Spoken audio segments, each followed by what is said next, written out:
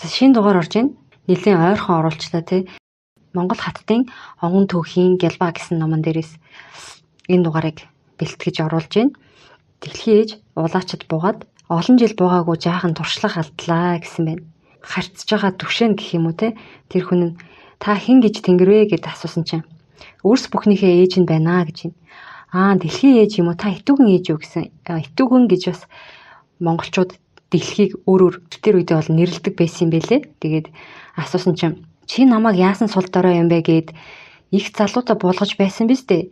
Шин залуу улаач байхдаа буулгадаг байснаа санаж байна уу гэж байна. Яасан битүү байна вэ? Яасан их өвдөж байна вэ? Эвээ гэд уйлаад байдаг байсан биз дээ чи. Түвшэн тийм ээ. Таныг хий зүйлсийг хайрлах гэдэг бүлэг дээр урьсан юм байна. Хүмүүс одоо их гайхвахтаа нар сартаа яриад дэлхийдээ ярилцсан гэл энэ хүмүүс баг галзуурсан гэж харах бахтаа гэсэн чинь дэлхийж одоо яриад байгаа юм чинь яалтай билээ дээ. Би чинь амьтаа юм чинь бас энэ махан бид ам болж орвол энэ махан биеийг удирдах чадал байна шүү. Таны сүнс яриад байна гэж ойлгох уу гэсэн чинь миний сүнс бяцхан хэсгээ явуулаад хүмүүний биед ороод биеийг нь удирдан ярьж байна. Би сүнстэй учраас тэр шүү дээ.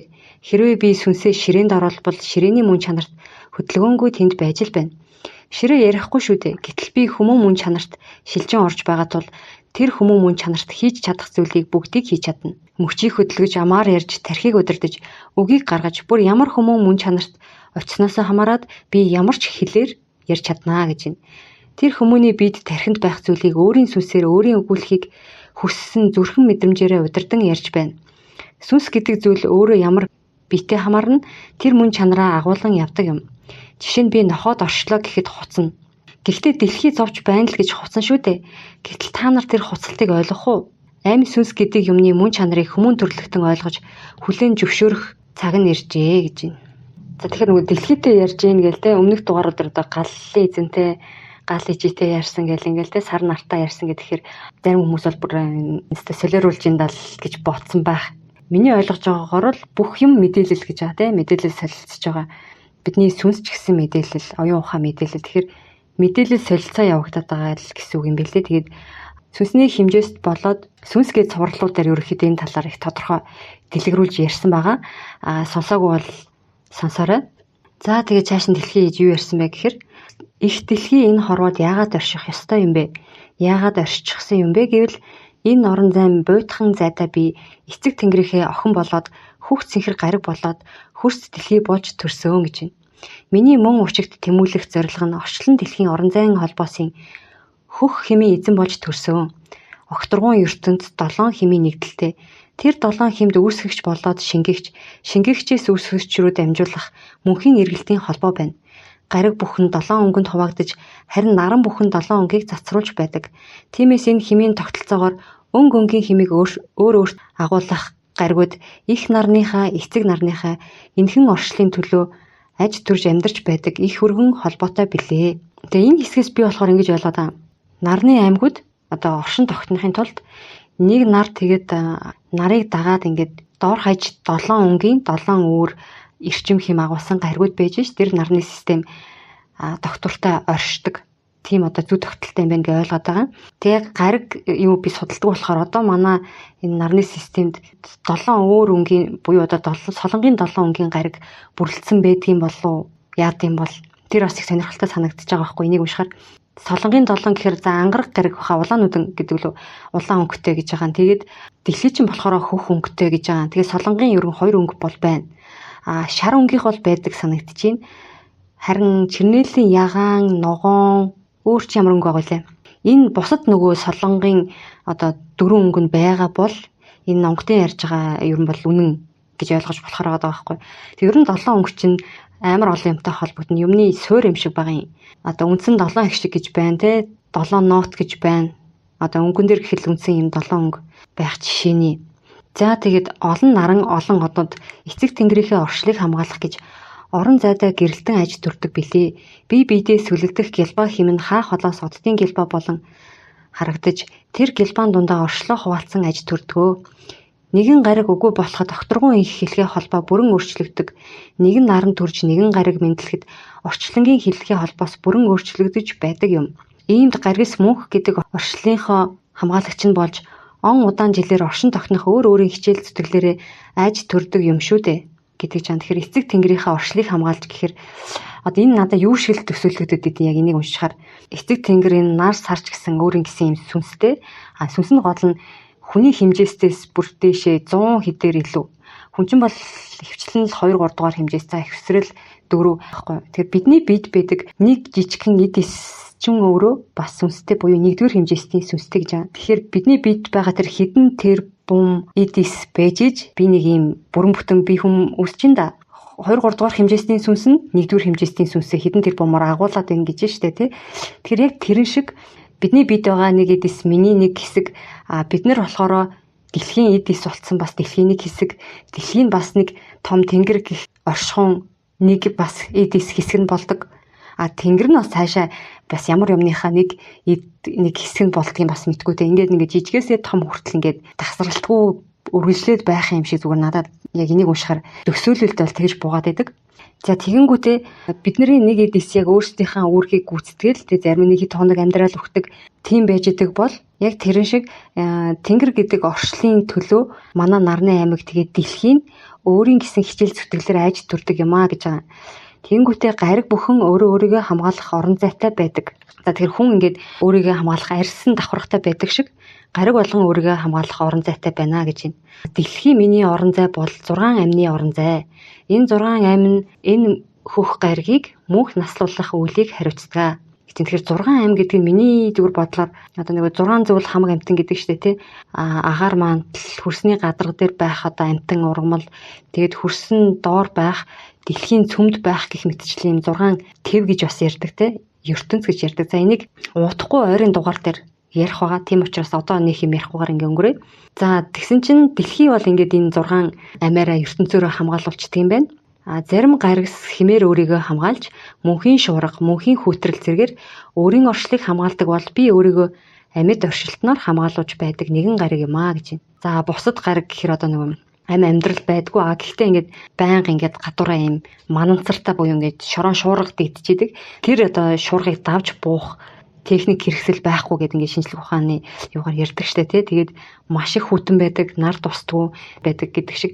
За өөрийнхөө биеийг ингээд хамгаалах аргатай байдаг бахна энэ гаригуд нь. Наран ээж гаригсыг төрүүлэхдээ надад хий чийг тоосыг энэ тэнцвхэн өгчээ гэж байна. За тэгэхээр нар үсээд нар нь бусад ингээд гаригуудаа төрүүлэхдээ бүгдээрэнд нь хий чийг тоосыг бол уг нь ижил тэнцвхэн өгсөн гэж байна. Гэвч 3 дугаар охин болсон миний бие өвчлсөн учраас энэ гариг ертөнцийн химийг алдагдуулах гээд нэг гариг мөхөх гээд байсан юм аа. Учир нь нэг хэсэг орон зайд салж явснаас болоод наран ээжээс ирэх химийг даахаа байсан. Шууд гадар давхарга өнгөн дээрээ дааж чадахгүй. Тэр бүгд хий болж ууршаад салж сарнаад ингээд докторгууд оргүй болох аюул ирсэн юм аа гэж байна. За устж үгүй болох аюул ирээд байгаа юм байна те дэлхийн гарагт. Миний чулуулгууд энэ бүх хөрсөн давхарга байхгүй бол бүгдээрээ хий болдог мөн чанартай гэж байна. Одоо дэлхийн гадуурх буюу хөрсөн давхарга одоо хөрсөн давхарга бол маш нэмгэн байдаг те. Ерөөсөө хэдхэн метрийн зузаантай ийм хар хөрсөн давхарга. Тэгээ дээрэс нь өвс ургамлаар бүрхэгдсэн байгаа. За энэ давхарга байхгүйгээр дэлхий яах нь хий болж сарндаг ийм мөн чанартай гариг гинэ. Тэгэхээр дэлхий дээр байдаг тэр одоо амьд биесүүд буюу ургамал амтан хүмүүс нь дэлхий дээр хамгаалах гадаргыг бий болгодог гэд өмнө нэг ярьсан те. Тэгэхээр тэрний учрыг энд ингээд наривчлаад ингээд асуусан байна. Бид өгөхээр амин хийгээр дэгдэж гарч яваад би цогцсон тань дээр газарт булагдаад байгаагийн учрыг хэлээд байгаа юм уу? Бид гих хүмүүс болон амтан ургамлын өгсөн биеэр та шарах сэрвэ нөхөд байх нь байна шүү дээ гэсэн чинь та нар миний гадар дээл болж намайг хамгаалж байдгаа гэж байна. Тэгсэн чинь улаач намайг өгөхөд миний биеийг шууд газар оршуулсан байхад ямар юм надаас ялгарч танд хэрэг болох вэ? Ямар ч байсан тос гардаг гэд байгаа. Тэгээд ялзраад ногоонуудад тижэл болдог юм уу гэсэн чинь бүх зүйл бүх амьд биес нарны хэмд буюу нарны цацрагд маш их тэсвэртэй наран химийг өөртөө шингээж шин болгож авдаг хар шороо гэдэг зүйл болтгоо гэж байна. Тэгэхээр дэлхий дээр байгаа бүх амьд биес бүх зүйлс удаандаа хар шороо болж хувирдгаа гэж байна. Хар шороо нь болохоор нарны эрчим химийг маш сайн тэсвэрлэдэг, шингээдэг тийм одоо зүйл байх нь. Энэ бол амьд биесийн бүтээл. Энэ нь дэлхий дээр байдаггүй үед. Энэ хар шороон дээр л та нарын амьдрал үргэлжилж байдгаа гэж байна. Тэгэхээр энэ хар шороог дэлхий бүтээдэггүй амьд биесэл бүтээдэг юм гэж хэлээд байна те. За энэ дэлхийн хар шорон гадаргаас доош миний дэгдэмхий балчир шороонууд айж төрж байдаг. Энэ дэгдэмхий шороонууд нар үзүүлэл дэгдэж байдаг. Тиймээс энэ дэгдэмхий шороог хамгаалахын тулд та нар хар шороогоороо өөрсдийн биеэрээ намайг хүчнаа гэж байна. За энэ дэгдэмхий шороо гэдгийг манай өмнөх тэр ураны туршилтыг өөрийн аваг хотготоор хийсэн Монгол улаачийн тухай бүгийн тухай нэг түүх байгаа. Тэр нь болсон явдал гэж байгаа. За тэр тал дээр бол маш их яригддаг те. Маш их хилэгддэг үг байна. Дэгдэмхий шороо гэж. Тэгэхээр гадна гадаргуу хөрс буюу хар шороон хөрс байхгүй бол ураанаас эхлээд ер нь дэгдэмхий шороонууд яг нөө цөлжөөд ингээд хар шороон хөрс байхгүй бол дэгдээд хий болдог мөн чанартай гэдэг байгаа дэлхийн. Яагаад бүх зүйл ялзархаараа ижилхэн хар өнгөтэй болдог юм. Энэ нь хөрс болох гээд байгаа учир юм аа гэж байна. Тэгсэн ч улаач хүмүүн өгөхээр анх бүтсэн юм руугаа буцаад салаад задраад очдөг гэсэн. Өөрөөр хэлбэл хий болж задарсан хий рүүгээ, тос болж задарсан тос руугаа, чиг болж задарсан чиг рүүгээ гэх мэтэр төрхтөө авсан юмнуудаа буцааж өгөөд задраад шингэдэг гэсэн үг үү гэсэн чинь тэгдэг. Гэхдээ түүний байршил нь ондоо байдаг. Энэ надад тун тустай байдаг юм. Анх авсан газрын байршил, өөхөх газрын байршил 2 ондоо. Тиймээс та нар миний илүүдэх газраас аваад дутагдах газар нөхөж өгдөг юм шүү дээ. Дахиад авахдаа дахиад өөр газраас авах уу гэсэн чинь тэгнэ. Илүүдэх газраас аваад дутагдах газар нөхөж өгнө. Илүүдэх газраас авч төрөөд дутагдах газар аваачиж өгнэ. Ийм жамтай гэж байна. Энэ нь төрөх болгондоо өөр хүмүүс болж төрөх шалтгаан юм байна тийм үү гэсэн чинь тийм ээ. Өөр газраас хэм авснараа ондоо хүмүүс болно. Нэг мөн чанар мөртөө олон амьдралаар амьдрнаа. Та нар ч бас зугаатай байдаг юм шүү дээ. Тэгэхгүй яг л нэг мөн чанараар амьдруулад байвал хичнээн утгартай. За тэгээд дэлхийн ээж нь зовж байна л гэж хэлэндээ зарим газар насар ихийг тээж аваачаад овоолоод хайчихсан. Зарим газар юу ч үгүй хоосон болгоод ухаад хайчихсан. Нөгөө тэгшхэн байлгаасаа гэсэн хүслийнхээ эсрэг л та нар юм хийгээд байгаад гомдлоод л байна да би. Тэгшхэн байхын тулд та нар хад чулуу шиг суугаад байдаггүй. 2 хөлтэй 4 мөчтэй болж төрсөн шүү дээ. Гэтэл яагаад нэг газараа тэгтлээ хад чулуу шиг суугаад байх дуртай болсныг юусоо ойлгохоо байсан шүү. Тэгсэн ч улаач нэг газараа уураад ирэхээр хөдөлгөөн цаад болж байна тийм үү? Таны эргэлдэх хөдөлгөөн цаад болоод байна да гэсэн чинь. Тийм ээ. Бөмбөлөг хэлбэрээ би алдаад байна. Нэг газар руугаа овоолсон өргөстэй болоод юуных нь бөмбөлөг хэлбэрээ хадгалах бүр түүнийхээ эсрэг болоод байна. Удахгүй намайг хавтгай дөрвөлжин болгож ч мэдхээр болцоход байна шүү дээ. Тэгвэл таныг байшин барилгаар төсөөлье. Хитрхээ өндөр том байшин барилга таны нэг газар овоорлоо гэхэд нөгөө талд салхи гэх мэт байгалийн хэмүүд нөлөөлөд ирэхээр арай хурдан эргүүлэх ч юм уу эсвэл ямар нэгэн юмыг нь хаагаад ч юм уу тэр эргэлдэж байгаа юмд нь цаад болоод байх нэ гэсэн чинь миний эргэлтийн хүчин цаад болоод байна. Тэр хотод бүх зүйлийн төвлөрөл болоод ирэхээр нөгөө тэгш байдал чинь алга болоод миний нарнаас хүлээж авах тэгш хэм алдагдаад ирэхээр энэ яах аргагүй зовлон болоод байна. За тэгэхээр хотжилтын асуудал энэ дэр яригдаад байгааз. Одоо дэлхий дээр ан амьтан ингээд тархаж амьдардаг, нүүдэлж амьдардаг тий. Яг тэрэн шиг хүн бол амьтнаас нэг тийм илүү их хэдлэхгүйгээр бас л тархаж нүүдэлж амьдрах ёстой болж таарж байгаа. Дээрэс нь бусад ан амьтнаа хайрлж хамгаалж ингэж амьдрах ёстой үүрэгтэй ирсэн гэж байгаа. Тэгтэл яг нь байшин барилга бариад нэг газар овоороод ингээд үндсэн нөгөө үүрэг даалгавар шүү дээ. Одоо бүр нөгөө чандралдаг болцсон шүү дээ тий. Тэгэхээр байглаас авсан юм аа бас хангалттай буцааж өгөхгүй байгаа юм шиг бас энэ дээр харагдаад байгаа. Бидний өвөг дээдсийн нөгөө байгаль дээрээ ингээд ил тавьчихдаг. Тэгээд хурдан тэр нөгөө би цогцсон байгальдаа шингэсэн хүнийг маш буянтай хүн байна гэж үздэг шүү дээ. Тэр нь болохоор яг бидний одоо өвгдийн философи гүн ухаан бол дэлхий дээр хүн төрлөختөн ягаад үүссэн ямар үүрэгтэй гэдгээ ухамсарлаад хийдэг тэр үүрэг хариуцлагын дагуу байсан байж таарад байгаа. Хотоос гарч байгаа хэм, дуу шууган бүх зүйлээрээ тэр маш их ариун. Дээрэс нь хөдөлгөөнгүй өөр тийшээ нүүж амраахгүй. Нэг хүмүүс чам дээр зогсоод л байгаатай адилхан. Төсөөлөх юм бол аливаа чи балчир тэр ээжийнхаа хөл дээр гიშгэтэх гэд энэ дээр жишээ авсан байгаа. Тэгээд өөр хөл дээрээ хүүхдэд зогсоосон ээж хөдлөгдөхтэй гэхээр чи хөдөлмөр байвч одоо дээр байгаа хүүхдээ унгаач нь хүүхдээ гимтэчнэстэй тэгэхээр ийм юм болоод байгаамаа гэж байна. Дэлхийн ээж нь хөдөлмөр байвч одоо хамаагүй хөдлөх юм бол дээрх юм өрсүүд буюу одоо нэг амьсуудыг хөнөөчгөөд байдаг юм аа гэж байна. Энэ асуудлыг одоо яаж зохицуулбал болох вэ гэж асуусан чинь дэлхийн ээж за чи хөллөн дээр зогсоо болоод ээжийнхаа нуруунд дээр явахдаа жаахан хөдлөгдөх. Ингүүл яаж ингэхэд зүгээр байна. Гинэ Тэгвэл тарж оршин тогтнох хэрэгтэй болоод байгаа юм байна л та гэсэн чинь. Нэг доор биш тарж оршин тогтнолооч тэр газраас суурьшчихвал хэцүү гэсэн байна дэлхийж. Өвөг эцсийн маань нүүдэлж амьдардаг маань дэлхийн ээжид уг нь хэрэгтэй зөв юм амьдралын хэм маяг болж таарад байгаа. Тэгсэн өөр нэг болооч тэгэхээр бүгд нүүдлийн зам заншлаар амьдрах ёстой гэж юу гэд асуусан чинь. Тэгэхээр яаж амьдрахыг та нар өөрснөө ухаж ойлгоно бизээ гэж байна. Тодорхой орон зайд жижиг торгорч гэсэн нүүхэн жаахан ч гэсэн амрах бололцоо өгдөг юм шүү дээ. Тэгвэл тухайн газрын ачааллыг жиг тувирлж газрыг эрүүл болгох ёстой юм байна шүү дээ гэсэн чинь. Та бүхэн нэг дорой байхаар тухайн газрыг дахиж сэрэхгүй болгоод дээрээс нь дараад байна. Нар сартаагаач холбогдохгүй ертөнцөөс тусгаарлаад хөхмөл болгоод байгаа юм. Тэгэхээр тэр хэсгийн цэнийг алдарна. Уг нь нарнаас хамааралтайгаар миний цөм цэнийг авч амьдран шүү дээ. Гэтэл нарнаас нь халахалчаар яах вэ? Цэнийг алдна.